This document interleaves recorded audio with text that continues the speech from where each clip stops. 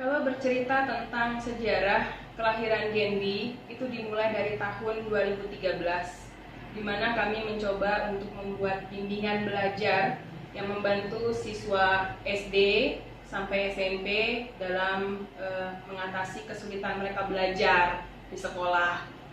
Lalu kemudian pada tahun 2014, kami mempunyai suatu pemikiran untuk bergerak lebih serius lagi di bidang pendidikan. Hal ini juga tidak terlepas dari putri kami yang sulung, di mana pada tahun 2014 itu dia kelas 2 SMA. Dan sebagai orang tua yang demokrasi, kami bertanya kembali kepada anak kami ini, apakah cita-citanya yang sejak dari kecil ingin jadi dokter, ingin dia lanjutkan.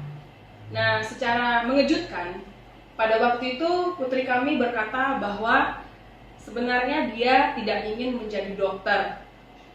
Lalu, walaupun dalam keadaan terkejut, kami berusaha untuk tenang dan bertanya, kamu sukanya apa? Dan pada saat itu anak kami menjawab bahwa dia suka dengan musik dan dia suka dengan anak kecil.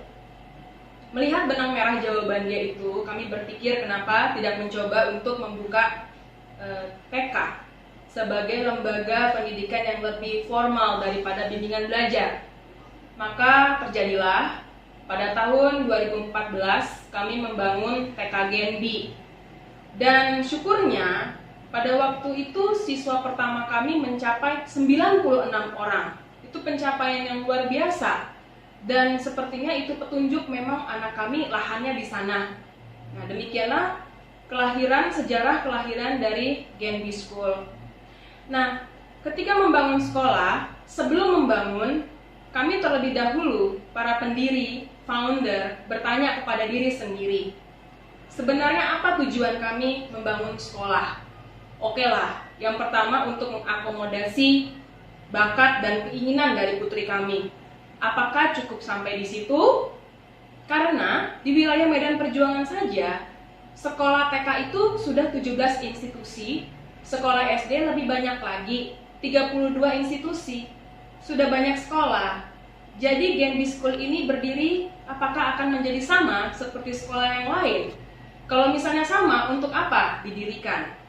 Lalu setelah merenung, melihat situasi di lapangan, kami melihat bahwa yang pertama, bangsa kita ini, khususnya generasi muda, itu mengalami krisis di bidang karakter, di mana sudah semakin sulit menemukan generasi muda yang disiplin, mau ngantri dengan sabar contohnya.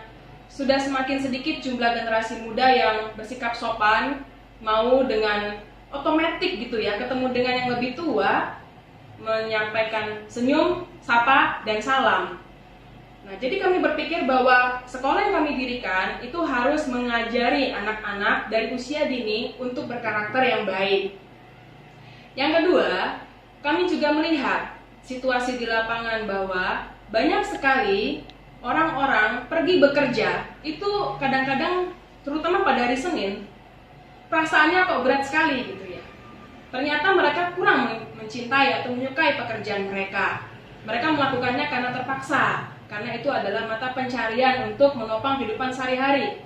Nah, kami berpikir, kalau misalnya mereka itu pada masa lalu sudah tahu bakatnya apa dan kemudian kuliah sesuai dengan bakatnya itu, pasti mereka akan tamat dan bekerja sesuai dengan bakat mereka itu, sesuai dengan kesenangan hati mereka itu, panggilan hati mereka itu. Mereka pasti menjadi orang-orang dewasa yang berbahagia di marketplace. Bergerak dari sana, kami membentuk visi. Visi membentuk sekolah Genbi adalah menjadi sekolah yang berbasis karakter dan bakat. Kami tahu di tahun kelima ini masih banyak kekurangan yang harus kami lengkapi dan yang harus kami kejar. Tapi kami berkomitmen dari pihak founder dan sebagai yayasan untuk terus-menerus meningkatkan kualitas pendidikan dan kualitas sarana prasarana sekolah. Kami mengharapkan dukungan masyarakat, dukungan orang tua untuk bisa mencapai visi Genbi School sebagai sekolah berbasis karakter dan bakat. Happy School for Happy Students.